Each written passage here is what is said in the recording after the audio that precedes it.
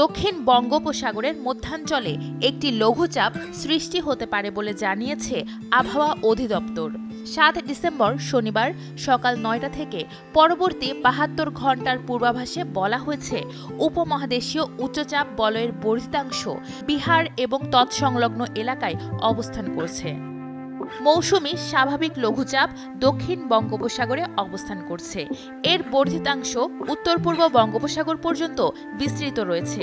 শনিবার সকাল ৯টা থেকে পরবর্তী ২৪ ঘণ্টার পূর্বাভাসে বলা হয়েছে, অস্থায়ীভাবে আংশিক মেঘলা আকাশসহ সারা দেশের আবহাওয়া শুষ্ক থাকতে পারে।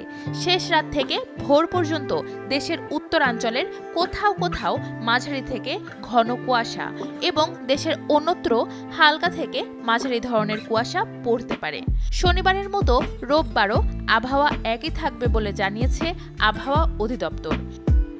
তবে সারা দেশে রাতের তাপমাত্রা সামান্য বৃদ্ধি পেতে পারে এবং দিনের তাপমাত্রা প্রায় অপরিবর্তিত থাকতে পারে।